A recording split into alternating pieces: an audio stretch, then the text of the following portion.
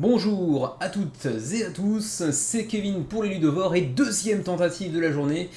J'ai déjà enregistré la totalité du menu une fois avant de me rendre compte que j'avais oublié de brancher le micro. C'est aussi ça le manque de sommeil. Mais bon, quoi qu'il en soit, cette semaine, il y avait heureusement assez peu de choses à dire, du coup, j'ai pas l'impression d'avoir trop perdu de temps, puisqu'au final, cette semaine, historiquement d'ailleurs, c'est peut-être la première fois qu'on réussira à passer en dessous du seuil fatidique des 60 minutes. C'est vous dire à quel point il y a peu de campagnes à se mettre sous la dent cette semaine. D'ailleurs, vous l'aviez déjà vu dans le sondage de la semaine. Du coup, on va faire le petit point habituel hebdomadaire sur la chaîne. Il n'y a pas grand chose de nouveau non plus sur la chaîne. On est un peu en semi-vacances, bien entendu. Donc le menu est son suivi habituel. Donc pas grand chose de nouveau, mais ceci dit, lundi prochain, Xavier et moi-même, enfin lundi prochain, c'est-à-dire demain, au moment où vous regardez cette vidéo, eh bien Xavier et moi-même allons enregistrer 3 vidéos le même jour, dont 2 concernant Lost Atlas, dont je vous ai parlé plusieurs fois très brièvement dans les menus crowdfunding. La boîte se trouve juste derrière moi avec le prototype ici. Donc on va faire la review et l'expli partie dans la foulée, plus également le patron, l'addition du mois.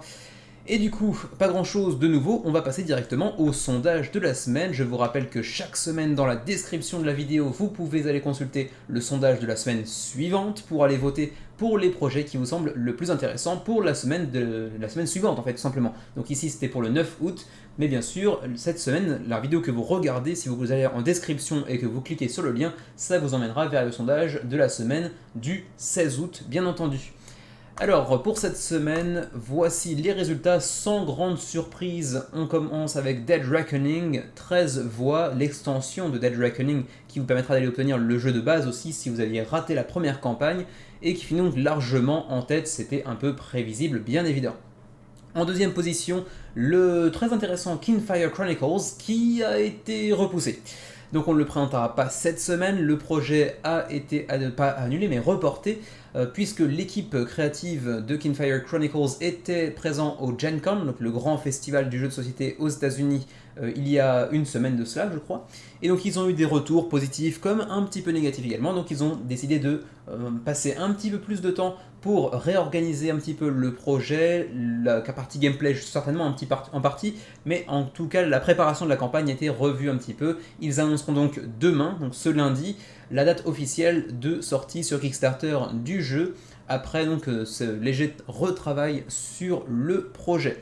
Donc pour l'instant, cette page de Kingfire Chronicles reste à l'état de pré-campagne, mais ceci dit, vous devriez le garder dans un coin de votre tête car Kingfire Chronicles risque d'être assez intéressant, car derrière ce projet se trouvent entre autres des créateurs de Descent, de The Witcher 3 et de Arcane League of Legends. Donc des créateurs qui viennent de différents milieux, pas uniquement du jeu de société, mais qui ont tous un background assez riche et divers qui pourrait proposer un truc assez original et assez bien foutu, en théorie en tout cas. On verra bien comment ça se passe lorsqu'ils atteindront vraiment la campagne Kickstarter. Autre projet, d'ailleurs, je le dis maintenant, qui a été soit reporté, soit j'avais mal calculé ou mal simplement vu l'annonce, mais Evian, ici, pour la saison 2, eh bien, en fait, n'atteindra Kickstarter que la semaine prochaine, le 16 août, comme vous pouvez le voir ici, et donc cette semaine, on n'en parlera pas, ce sera plutôt pour la semaine suivante. Ensuite, on avait également Wizards and Relics avec 6 voix, mine de rien. Cosmos Empire avec 2 voix qui finit bon dernier, et c'est assez logique, on le verra.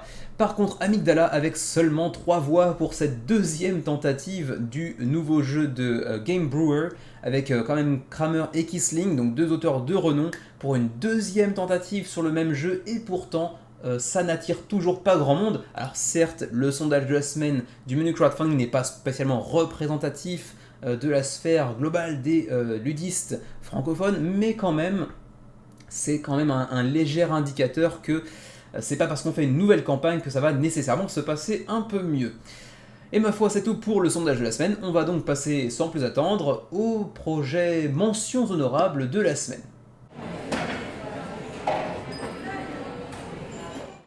Et on commence tout de suite avec la nouvelle tentative toujours aussi peu fructueuse de Amygdala. Ça va pas très fort en ce moment pour Game Brewer, c'est la deuxième tentative de l'éditeur pour lancer ce jeu qui pourtant est l'œuvre de Wolfgang Kramer et Michael Kisling qui sont quand même deux auteurs de renom qui travaillent souvent ensemble, à qui l'on doit beaucoup de jeux assez renommés, assez populaires, et pourtant Amygdala pour la deuxième fois consécutive, ça ne prend pas en fait, tout simplement. Pour l'instant, ça marche pas du tout. 171 backers, 13 000 euros engrangés à 13 jours de la fin de la campagne. On va quand même aller voir rapidement ce qu'il en était lors de la dernière tentative, toujours sur GameFound d'ailleurs. Ils n'ont pas changé de brasserie, on pourrait dire ça, Game Brewer, petit jeu de mots anglophone. Alors, Amygdala, lors de sa première tentative, avait accumulé 29 000 euros et avait annulé, je crois, ou est-ce que la campagne s'était terminée naturellement sur un échec, j'ai oublié.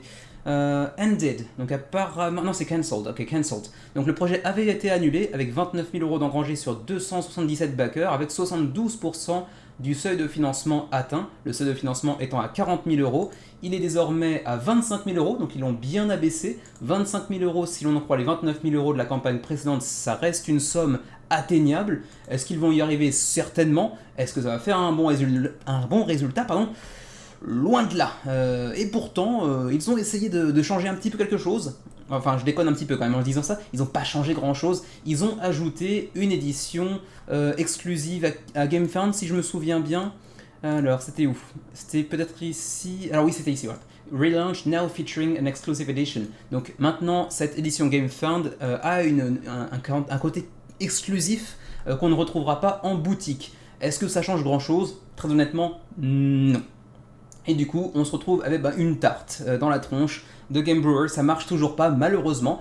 On peut apprécier ou non le côté très abstrait, très coloré du plateau, qui est censé représenter un petit peu le cerveau, les différentes sphères du cerveau dans lesquelles sont régies les émotions de chaque être humain. Mais au final, ça reste un jeu très très abstrait au final. Alors dans cette campagne, on a désormais donc une version exclusive à GameFound avec une valeur de 80 euros supposée, mais durant la campagne qui est à 65 euros.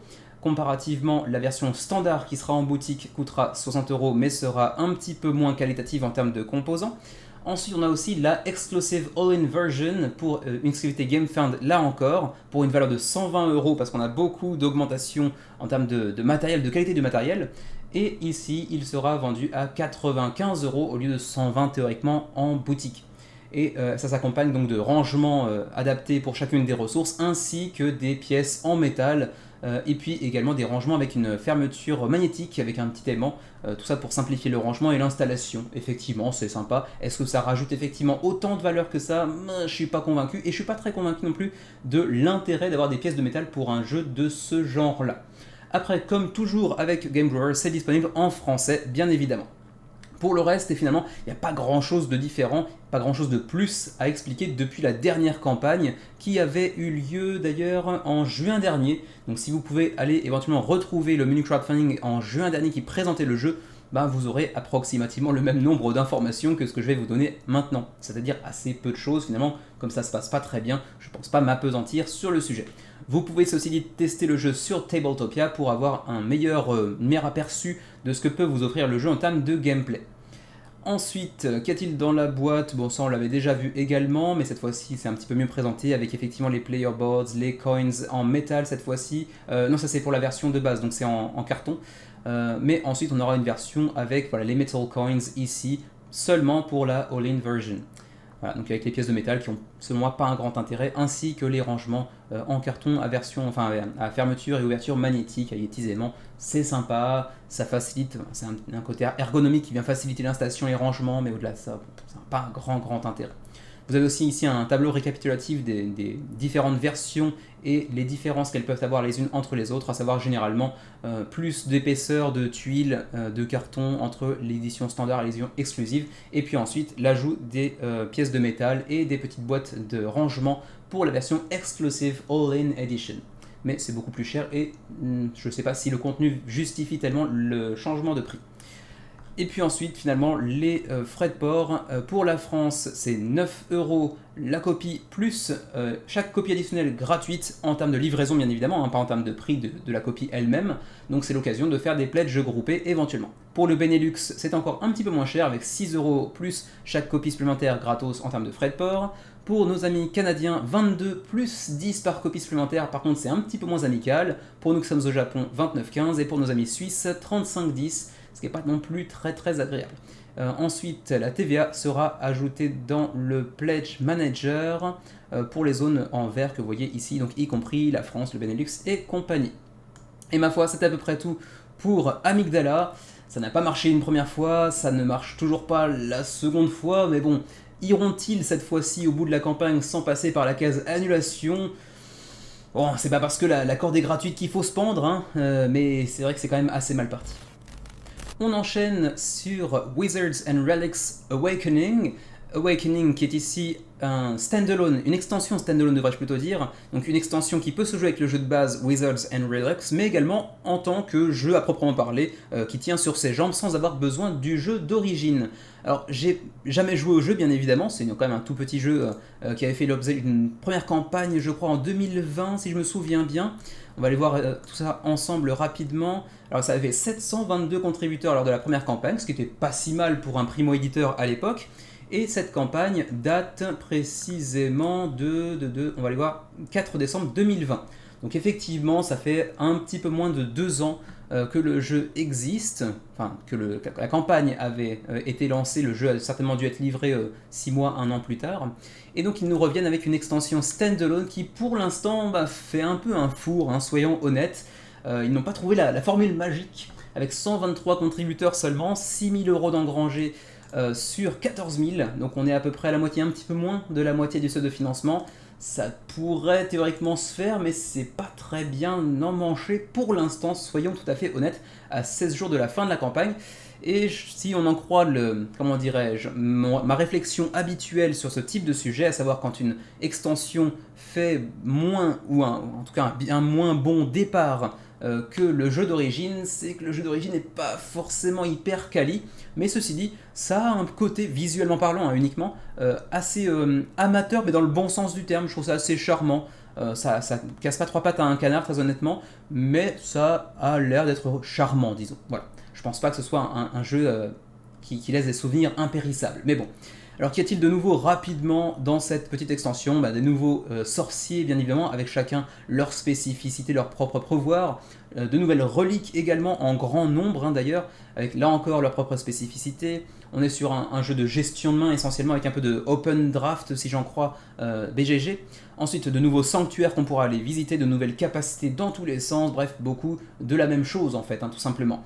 Mais il y aura aussi un petit ajout en termes d'interaction, voilà, c'est les shenanigans, et c'est donc les manigances, comme on pourrait dire en français, qui ajoutent encore plus d'interaction que dans le jeu d'origine, et donc ça pourrait être un ajout assez intéressant. Pour ce qui est des niveaux de pledge, rapidement, voilà, on en a un ici à 5 $ pour le print and play. Bon, si ça vous suffit, après tout c'est un petit jeu de cartes, ça peut suffire effectivement. Ensuite, pour ceux qui voudraient la version physique, il faut passer par ce pledge à 29 $ pour la Premium Edition. Alors pourquoi Premium? C'est la seule qu'on peut choper, donc le Premium n'est pas forcément très justifié. Mais bon, 29 $. Ensuite, 39 $ pour accompagner ça d'une petite extension intitulée Merchants Market. 10 $ pour une petite extension. Bon, pourquoi pas. Ensuite, 55 $ si vous voulez accompagner le pledge précédent d'un livre même d'ailleurs, de lore. En fait, ils ont développé tout un monde, le monde de Relzaria, dans lequel se déroule l'action de Wizards and Relics. Pas que ce soit un jeu narratif pour dessous, vraiment pas, mais ils ont construit tout un lore autour, avec donc plein d'artwork à l'intérieur, donc ça peut être sympa si vous êtes un peu passionné par ce monde un petit peu fantaisiste. 55 $ exclusivité Kickstarter. 99 $ pour avoir la même chose plus le jeu d'origine. Ensuite, on a des pledges mécénat à 444, 499, etc. Mais bon, là, encore une fois, c'est juste histoire d'ajouter son propre personnage au jeu, sa propre relique, etc. Mais c'est essentiellement du mécénat pour donner encore plus d'argent pour faire marcher le projet. Ensuite, passons rapidement aux frais de port qui se trouvent ici. Canada, 25 $, Europe, 14 à 28. J'imagine que ça dépend du pays dans lequel vous habitez. Et puis ensuite, Asie, 48, ça pique méchamment. Et puis après, il faut voir avec la TVA, je ne sais pas ce qu'il en est, je crois que j'ai pas aperçu de mention la concernant, donc j'imagine par défaut qu'elle sera à ajouter dans le Pledge Manager. Voilà pour ce qui est de Wizards and Relics avec l'extension /standalone Awakening. On continue avec Cosmos Empires. Est-ce que c'est bien nécessaire de présenter ce jeu ? 40 contributeurs, 1450 € d'engrangés, j'ai envie de dire, la question est vite répondue, comme dirait l'autre. Mais bon, je l'ai mis dans le sondage de la semaine, donc je me sens la responsabilité de le présenter, d'autant plus qu'il n'y a pas grand chose à se mettre sous la dent cette semaine. Petit jeu de, de construction de moteur pour 15 à 45 minutes la partie, pour 2 à 8 joueurs, et ça nous vient d'Australie, plus précisément de Bigger World, donc c'est le 3e projet. J'ai pas souvenir d'avoir la connaissance de leur précédent projet, c'était Fervor, qui avait annulé 2 fois consécutivement en 2016. Donc pas un background qui encourage à leur faire confiance tellement. Et puis bon, pour l'instant ça se passe pas terrible non plus, hein. 40 contributeurs. Bon, le projet ceci dit est financé. Ceci dit, vous pouvez le voir, hein, il y avait un seuil de financement complètement ubuesque à 350 €. Bon, ils vont produire ça à perte peut-être, hein, ou alors vont-ils encore annuler la campagne parce qu'ils ont conscience qu'ils vont le faire à perte. Je sais pas, faut voir, on voit. Après, en termes de gameplay, c'est plus ou moins donc une construction de moteur où vous allez simplement jeter un dé qui va vous donner un résultat. Vous pouvez soustraire ou additionner ce résultat avec un +1 ou un -1. Et selon le résultat, ça va vous permettre d'activer certaines cartes qui vont vous permettre d'obtenir certains gains. Et ce gain va pouvoir vous permettre d'obtenir de nouvelles cartes et ainsi de suite. C'est du chaînage, c'est du combo. En fait, c'est tout simplement une sorte de, refonte de mini-ville en gros, hein, j'ai l'impression. Ça n'a pas l'air d'être très différent de ce que pouvait proposer Miniville il y a quelques années déjà, et ça me donne pas l'impression de révolutionner quoi que ce soit dans la mécanique de base que pouvait proposer Miniville notamment. Donc voilà, à voir. Après maintenant c'est dans un thème espace, intersidéral, est-ce que ça vous plaira plus? Ça m'attire pas outre mesure, ça semble pas casser 3 pattes à un poisson intergalactique qui me laisse très suspect là aussi. Pour ce qui est des frais de port, c'est Australie ou le reste du monde. Donc on va partir sur le reste du monde avec 15 $ américains la copie, que vous soyez en France, au Canada, en Belgique, et après 30 $ si vous prenez 3 copies du jeu pour une sorte de mini pledge groupé. Reste à voir si ça vous intéressera, je pense que c'est un petit projet qui va pas intéresser grand monde, d'autant plus qu'il n'y a pas de version francophone pour celui-ci. Et ma foi, c'est à peu près tout pour les mentions honorables de la semaine. On va donc passer maintenant aux 2 gros projets de la semaine. Premier gros projet de la semaine, il s'agit de Dead Reckoning qui, vous le voyez, a déjà pris son envol. Tel un petit oisillon qui quitte son nid, après 3 jours de campagne, on est déjà à 5040 contributeurs, et thématiquement, il faut bien que je le dise, c'est un jeu de pirates, donc évidemment, ils ont fait parler la poudre. 5000 contributeurs en 3-4 jours, et 367 000 € d'engrangés pour une extension qui vous offre aussi bien évidemment l'opportunité de mettre la main sur le jeu d'origine au cas où vous auriez manqué la première campagne. Car oui, c'est un second essai d'un jeu qui a connu déjà une première campagne relativement couronnée de succès il y a de ça presque 2 ans je crois. C'était donc ici avec 8500 contributeurs, un petit peu moins, mais 8500 contributeurs si on arrondit. Avec une version française, hein, qui est toujours d'actualité d'ailleurs avec cette nouvelle campagne, et c'était donc je crois en mi-2020, peut-être fin 2020, ouais, mi-2020, ça, juillet ou 2020, donc ça fait exactement 2 ans, et donc le jeu était parvenu au backer il y a de ça 4, 5, 6 mois je crois, et les retours sont plutôt dithyrambiques. C'est d'ailleurs un 8.4 je crois sur BGG si je ne me trompe pas. Oui c'est ça, 8.4 sur BGG, donc le jeu jouit d'une cote de popularité assez conséquente, et donc ils reviennent pile poil quand il faut pour une nouvelle campagne avec une extension d'une nouvelle saga, la 3e, il y en avait déjà eu 2 dans la campagne d'origine, et ils viennent renchérir avec une 3e saga. C'est un jeu pour 1 à 4 joueurs, donc avec un mode solo, pour 14 ans et plus, avec des parties relativement longues, d'environ 120 minutes, toujours disponible en français, je me dois de le rappeler, pour ceux que ça pourrait intéresser. Alors, pour ceux qui se le demanderaient d'ailleurs, pour ceux qui ne connaîtraient pas Dead Reckoning, qui découvrent un petit peu le jeu de société depuis quelques mois seulement, c'est un jeu de card crafting, de création de cartes. C'est un petit peu la spécialité de l'auteur. L'auteur, il s'agit de John D. Clair, que vous connaissez peut-être pour Mystic Vale par exemple. C'est un petit peu le jeu qui avait lancé justement cette mécanique de la création de cartes avec des cartes en transparente que vous allez intégrer dans un protège-carte, dans une pochette transparente, et vous allez en ajouter plusieurs par la suite pour aller construire des cartes uniques qui seront différentes à chaque fois que vous jouerez. Et donc c'est ça ce mécanisme principal de Dead Reckoning qui au final en arrière-plan est un 4X en réalité. Vous allez voir d'ailleurs un petit peu plus bas, Donc on aura ici les gifs qui vont évidemment pas charger ou qui vont charger durant que j'analyse la page, on verra. Mais bon, vous allez faire donc du level up de cartes. Vos cartes au début seront de simples cartes transparentes et vous allez y ajouter d'autres cartes. Voilà, ça se déclenche, merci beaucoup.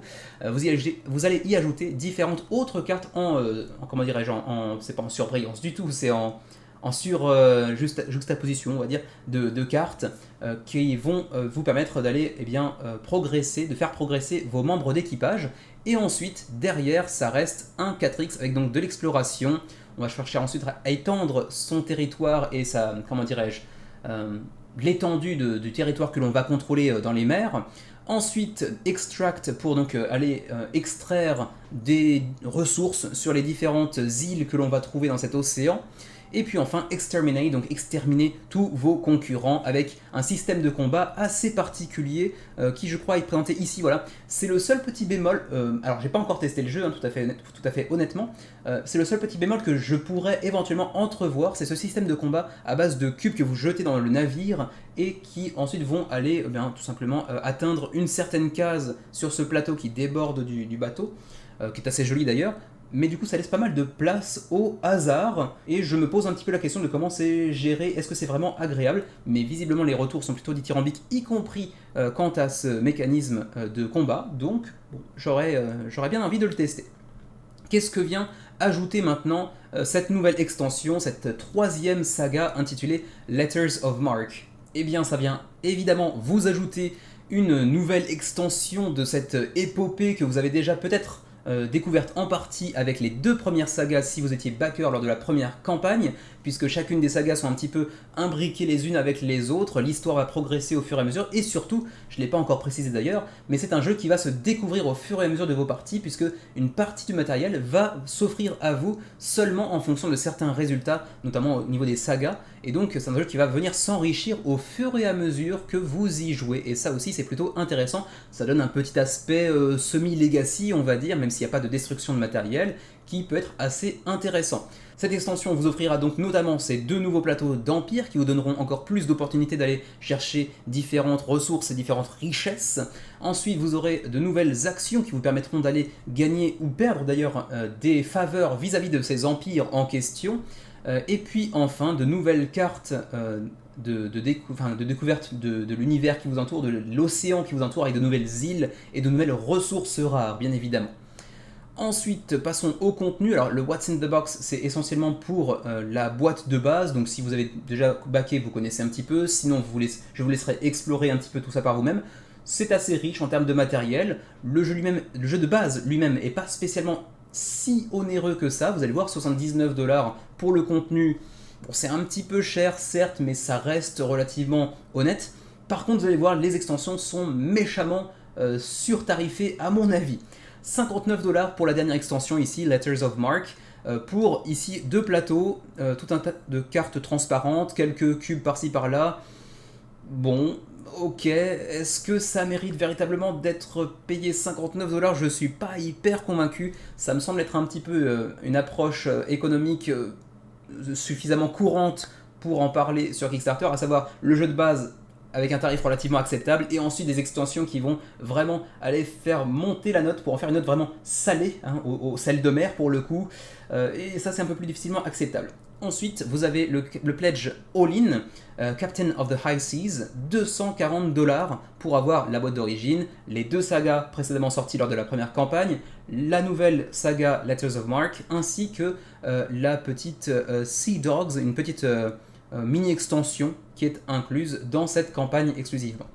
Ensuite, en add-on, vous pourrez aussi aller chercher les sagas à l'unité pour 45$ les deux premières, 59$ la nouvelle, 25$ pour la mini-extension, et puis ensuite il y a un tas d'add-ons supplémentaires, des protège-cartes à 15$, des ressources upgradées avec un très bel effet visuel de la vie à 30$, les pièces de métal pour remplacer le carton qui sont d'un très bel effet, visuellement parlant 40$, c'est très cher certes, mais elles sont très jolies, c'est vrai. Le tapis de néoprène qui pour le coup m'a pas l'air d'être vraiment un ajout essentiel pour 20$. Et puis ensuite, pour l'instant, on n'a pas encore de visuel déterminé, mais des bâtiments en impression 3D plutôt que ceux en bois pour 30$ supplémentaires. Si vous ajoutez un petit peu tout ça, ça fait rapidement du 100$ de plus seulement pour des add-ons matériels. Ça fait assez cher. Ensuite, passons maintenant au frais de port, en précisant d'abord que vous pouvez déjà essayer le jeu sur TTS. Et donc, les frais de port, disais-je, Canada 14, 16, 22 en fonction du pledge que vous allez choisir, bien évidemment, Letters of Marque, Deckhand ou Captain of the High Seas, donc les 3 pledges que j'ai mentionnés plus tôt. Donc 14, 16, 22 pour le Canada, ensuite pour l'Union Européenne plus la Suisse et l'île de Liechtenstein, 15, 20, 24, et ensuite pour nous qui sommes au Japon, 24, 35, 51, ça commence à piquer un petit peu, et puis pour ce qui est de la TVA, vous devrez l'ajouter dans le Pledge Manager après la fin de la campagne, bien évidemment. Voilà donc pour Dead Reckoning, un bien joli projet que j'aimerais vraiment tester un jour, surtout que je n'ai encore jamais joué personnellement à des jeux de card crafting, donc de construction de cartes avec ces cartes en transparence qu'on vient superposer les unes par rapport aux autres. Donc j'aimerais vraiment le tenter, mais c'est quand même un petit peu chéro, mais c'est vrai que c'est un beau projet malgré tout. Vous me direz ce que vous en pensez, en tout cas 5040 contributeurs à 6 jours de la fin de la campagne très très courte d'ailleurs, il faut bien le signaler, puisqu'on le verra directement dans le suivi du menu crowdfunding dès mercredi, donc campagne très très courte, il reste seulement 6 jours avant la fin de celle-ci, mais pour l'instant très très très joli résultat. On est sur une petite bouteille de rhum, hein, tranquillement, ils ont bien fait parler la poudre, a priori les retours sont excellents, si vous êtes amateur de la thématique et qu'en plus vous aimez le card crafting, ça a tout pour vous plaire, si ce n'est peut-être le tarif. Et on termine sur un mastodonte, alors pas en termes d'attente des joueurs, d'ailleurs il n'avait même pas fait son apparition dans le sondage de la semaine dernière parce que j'avais oublié tout simplement, lamentablement, la date de sortie du projet sur Kickstarter, alors que je devrais théoriquement la connaître pour une raison alternative et annexe. Mais bref, Barbaric, un très très très beau jeu, visuellement parlant ça claque. Et ça claque pas seulement en termes de visuel, mais ça claque aussi en termes de tarifs. Hein. Là, en termes de tarifs, il y en a partout. Hein. Sol, plafond, moquette, il y en a de partout, c'est dégueulasse. 644 contributeurs, ce qui n'est pas énormissime, mais 170 000 € d'engrangés. Vous faites la division, ça vous donne un petit aperçu de ce que peut être le prix de Barbaric. Un jeu avec des visuels magnifiques, avec des figurines magnifiques, un matériel vraiment surproduit, vraiment très bien produit, devrais-je plutôt dire, dans un aspect plus amélioratif, mais c'est très cher. Il reste 23 jours avant la fin de la campagne pour vous pencher dessus. Pour l'instant, en tout cas, pas de version francophone, ça pourrait venir potentiellement, ça dépend en partie du succès de la campagne à mon avis. Mais c'est un très beau jeu, c'est vrai que visuellement parlant, ça claque comme vous pouvez le voir ici. C'est un jeu qui vous place dans un monde post-apocalyptique dans lequel vous allez incarner des animaux anthropomorphes avec des montures mécaniques qui vont chercher à se mettre sur la tronche tout en cherchant à éviter les dégâts infligés par un énorme monstre également. Alors vous avez ici un petit aperçu de ce que ça peut donner sur le plateau, avec ce plateau central, avec donc un décor post-apocalyptique dans lequel vous allez évoluer avec votre miniature sur celle de votre monture également, avec ici 2 personnages différents, on voit les minions du gros boss et le fameux gros boss avec sa miniature de grosse taille d'ailleurs.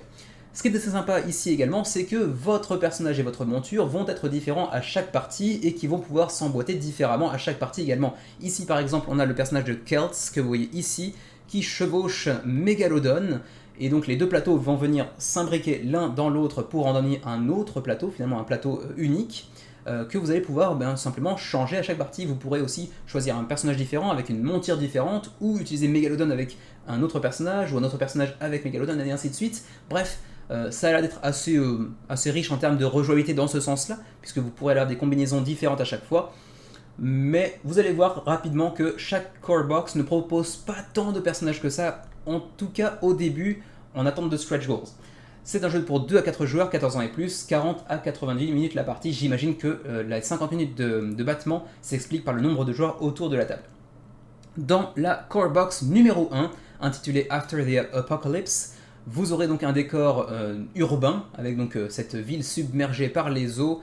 Et donc dans cette boîte vous aurez donc 4 personnages et 4 montures je crois. Ici Celts avec la monture de Megalodon que vous avez déjà aperçu, Pia Amber avec Midas, ensuite Kira avec Genbu, puis Theodore avec Moby Dick. Donc voilà pour les 4 personnages et les 4 montures également, sachant que chacune de ces montures et chacun de ces personnages aura également son niveau de complexité, de difficulté que vous voyez ici, 2 étoiles, 3 étoiles, 3 étoiles, 1 étoile, et ainsi de suite. Donc vous pourrez faire des combinaisons, par exemple vous pourrez tout à fait utiliser Celts avec par exemple Genbu dans une autre partie, et vous voyez ici que donc chacune des miniatures de personnages pourra ici à son socle s'emboîter dans la monture qui va avec lorsque vous aurez choisi votre monture et votre personnage en début de partie.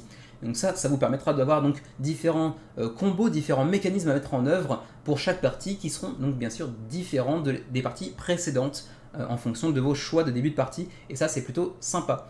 Il y aura aussi bien sûr des cartes de compétences pour chacun des personnages et pour chacune des montures qui vont avec. Ça aussi, ça permet d'avoir une certaine rejouabilité, une certaine profondeur de jeu à chaque fois qu'on y joue.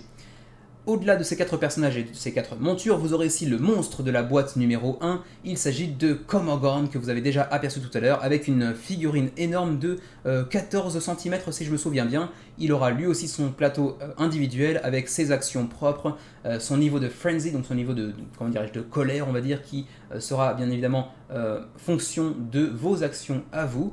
Voilà, c'est ça, 14 cm de miniature, c'est assez conséquent, plus les 10 cartes du monstre en question, et puis il aura ses petits minions, ces rejetons, on va dire, hein, des figurines un petit peu plus petites qu'il enverra pour vous casser la gueule, bien évidemment. Et puis ensuite, le plateau central qui, lui, je trouve, en comparaison, fait un peu pâle figure en termes de présentation, visuellement, c'est un petit peu moins fou que les miniatures qui sont censées l'accompagner. Ensuite, tout un tas de petits jetons, de marqueurs, de l'acrylique, etc., plus le livret de règles, bien évidemment. Ça, c'est pour la boîte numéro 1, qui est une core box. Ici, vous avez la boîte numéro 2, qui est aussi une core box. Donc vous avez au choix la boîte numéro 1 ou la boîte numéro 2, mais au final, les deux sont des core box, donc un jeu de base. Donc à vous de voir si vous voulez la première, la deuxième ou les deux, mais attention, ça va faire monter le prix assez sévèrement. Dans la boîte numéro 2, on aura donc de nouveaux personnages avec Halsey et Chanchu, Techo ou Techo, je sais pas, avec Karkinos, Lilith avec Solaris, Poulenc ou Poulenc, je ne sais pas, avec Thornmail. Donc voilà pour les 4 nouveaux personnages et leurs 4 nouvelles montures, avec chacun encore une fois leurs propres compétences, leur propre niveau de difficulté et ainsi de suite. Et puis le monstre, cette fois-ci, il s'agit d'une grosse anguille électrique bien vénère, qui s'appelle Moraizon, The Ancient Keeper, qui là encore a ses petits minions, donc ses petits rejetons avec ses miniatures toujours aussi détaillées et aussi classe. Avec cette fois-ci un décor de montagne, là encore un petit peu submergé par les eaux, et le même genre de composants que lors de la première boîte. Et enfin la troisième boîte qui cette fois est une extension intitulée The Challenger, qui vient s'accompagner cette fois-ci de 2 personnages et de 2 montures, Eleanor avec Neptune et Alfredo avec Gemini, et certainement d'autres par la suite via les stretch goals, j'imagine, plus quelques composants, mais un peu moins bien sûr que les deux autres boîtes, puisque cette fois-ci il s'agit d'une vraie extension. Ensuite, passons au niveau de pledge. Bon, le how to play aussi, j'ai oublié. On va donc choisir, alors que les gifs ne se déclenchent pas encore, on va choisir son rider, donc son, comment dirais-je, celui qui a chevauché la monture, donc le conducteur, on va dire en français, mais ce n'est pas très très classe. Le pilote et donc le gear, donc la monture. Ah ça y est, ça se déclenche. Alors par exemple ici on a Kelts et Midas, on va les mettre l'un sur l'autre et voilà, ça fait une combinaison qui sera différente des autres combinaisons potentielles, et à la prochaine partie, rien ne nous empêchera d'utiliser Kelts avec une autre monture par exemple, ou cette monture avec d'autres personnages. Et ça c'est assez intéressant. Ensuite, on va avoir de l'exploration sur cette map, vous le voyez avec différents logos présents sur la map, et donc ça vous permettra d'aller chercher de nouvelles ressources à exploiter pour ensuite vous permettre d'aller obtenir de nouvelles compétences, de développer votre personnage, de lui permettre d'obtenir des compétences spécifiques pour le rendre plus puissant, bien évidemment, pour ensuite booter des ennemis, bien évidemment. On va se foutre sur la tronche entre joueurs, car oui, il s'agit bien d'un jeu compétitif, même s'il y a un énorme monstre au centre du plateau, l'objectif c'est quand même de vaincre vos adversaires. Et donc il vous faudra pour cela les attaquer 2 fois vous-même, ou éventuellement aussi utiliser le gros méga monstre au centre pour essayer de le guider pour qu'il attaque les autres joueurs autour de la table. Donc c'est aussi l'une des façons de l'utiliser, mais attention, à vos risques et périls, il est quand même pas mal agressif, lui et ses petits rejetons d'ailleurs. Les règles pour l'instant sont disponibles uniquement en anglais. On passe ensuite à la galerie de photos, c'est vrai qu'elle est magnifique, avec ici un exemple de ce que pourraient donner les miniatures une fois peintes, et c'est vrai que ça en jette, avec une belle petite lumière derrière, c'est vrai aussi, ça aide, mais les miniatures ont l'air quand même vraiment magnifiques, ça y a pas à dire. Et c'est ça aussi qui fait monter comment dirais-je, l'addition bien évidemment. Mais bon, quand on aime les miniatures et qu'on aime peindre les miniatures, ça doit être assez jouissif d'avoir un jeu de cette sorte. Ensuite, les niveaux de pledge, on y arrive. Alors attention, les prix en haut sont en monnaie de Singapour. Singapourienne du coup, ouais j'imagine. Mais il faut regarder pour vous en dollars américains. C'est ici, entre parenthèses, 120 dollars américains, la boîte numéro 1. Donc vous vous en doutez, la boîte numéro 2 ayant le même type de format, avec 4 personnages, 4 montures et un plateau, ben c'est la même chose, 120 dollars. Donc déjà, si vous voulez les deux boîtes de base, pour 8 personnages et 8 montures, ben ça fait déjà 120 dollars. Pardon, 120 dollars x 2, 240 dollars. Donc ça commence déjà méchamment à piquer. Et ensuite, si vous prenez le gameplay set avec en plus des deux boîtes l'extension, il vous en coûtera 299 dollars. Ça pique méchamment. Et on en vient ensuite au collector set pour avoir un petit peu de deluxification avec les porte-cartes que vous voyez ici, le tapis de néoprène qui remplace le plateau, et puis des petits packs de promo cards pour tous les riders et leurs montures. Tout ça pour 339 dollars. Aïe! Ils sont venus nous pondre des tarifs d'un autre monde, hein, ces espèces de mangeurs de papillons là. Qu'est-ce qu'ils nous font? 339 dollars, c'est quand même extrêmement cher. Et bon, si vous avez les moyens et que vous êtes amateur de ce genre de jeu de confrontation avec des super miniatures, allez-y, ça a l'air d'être vraiment très sympa. Mais si c'est pas le cas, ben je vous encouragerai pas à aller baquer évidemment. C'est quand même très très cher. Ensuite, les add-ons, si vous voulez prendre chacun des trucs à l'unité plutôt que de prendre le all-in de la mort qui tue. Heureusement, les stretch goals, on n'en parlera pas aujourd'hui bien évidemment en détail, c'est plutôt pour le suivi du menu crowdfunding, mais quand même, je me dois de préciser, les stretch goals vont apparemment ajouter de nouveaux personnages et de nouvelles montures. Donc évidemment, ça peut faire grimper un petit peu la valeur intrinsèque du jeu et justifier un petit peu mieux le prix du bac. Certes. Mais c'est une approche stratégique économique un peu bizarre parce que finalement on nous présente un prix exorbitant pour un jeu qui finalement ne présente pas tous les composants théoriquement présents dans la boîte. Parce que du coup là on sait qu'on va avoir de nouveaux personnages et avoir de nouvelles montures. Et en fait ils sont censés être dans la boîte d'origine, soyons clairs, parce qu'en l'état, 4 personnages, 4 miniatures, aussi belles soient les miniatures, ça devrait pas coûter aussi cher que ça, très clairement. Donc on va venir enrichir les boîtes avec ces personnages et ces nouvelles montures, comme ici avec Richie ou avec Raiden par exemple.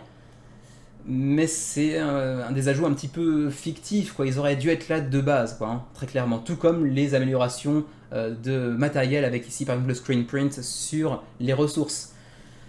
Mais bon, c'est pas les seuls à faire ça. Il y a aussi un solo mode apparemment qui va être ajouté. Bon, on verra ça dans le suivi du menu crowdfunding, mais du coup ça donne une première impression un petit peu négative durant les premiers jours lorsqu'il n'y a pas encore tellement de nouveautés qui justifient le prix du bac. Et du coup je trouve ça un petit peu maladroit de ma part, enfin de leur part, selon moi. Pour le shipping ensuite, pour le Canada, 42 dollars ou 62 dollars en fonction du pledge que vous allez choisir. 42 dollars c'est une boîte.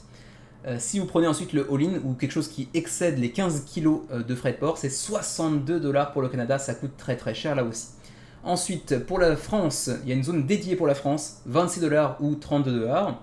Ok, c'est un peu plus acceptable peut-être, et encore. Ensuite, pour nos amis en Belgique, donc le Benelux, c'est dans la zone Europe A, donc 34 ou 36 dollars. Ensuite, pour nos amis suisses, c'est la zone Europe B, donc 45 et 47 dollars, ça pique un peu plus. Et pour nous qui sommes en Asie B avec le Japon, 45 à 68 dollars, alors qu'on est quand même géographiquement assez proche de la Thaïlande. C'est vrai que je ne l'ai pas précisé, mais c'est un jeu qui nous vient de Thaïlande, c'est assez rare pour être souligné également. La TVA sera ajoutée aussi dans le Pledge Manager, donc tenez-vous pour dit, parce que ça va ajouter un sacré paquet de thunes en plus vu le prix du jeu. Et ma foi, c'est à peu près tout pour Barbaric, un bien joli projet visuellement parlant. On verra ce qu'il en est de la partie gameplay. Pour l'instant, c'est difficile d'en juger. On peut ceci dit tester le jeu sur TTS ou sur Tabletopia, j'ai oublié. Mais pour l'instant, bon, 644 backers, c'est pas extraordinaire, mais c'est pas non plus ridicule quand on tient compte du prix du jeu. Donc voilà, plutôt un beau projet, une belle machine sur le papier, mais qui coûte quand même assez cher. Et c'est pas un bac que moi je pourrais assumer très clairement. Voilà pour Barbaric et voilà tout aussi pour le menu crowdfunding d'aujourd'hui. Assez léger, vous l'aurez vu, avec donc moins d'1 heure de menu crowdfunding. Alléluia! Du coup, eh bien écoutez, on va s'arrêter là, on se retrouve très prochainement, parce que lundi on va tourner 3 vidéos comme je vous le disais en introduction, et puis j'espère que si vous êtes en vacances, vous en profitez pour jouer encore plus que d'habitude. En tout cas, nous on se retrouve très prochainement, d'ici là, portez-vous bien, jouez bien, et à la prochaine.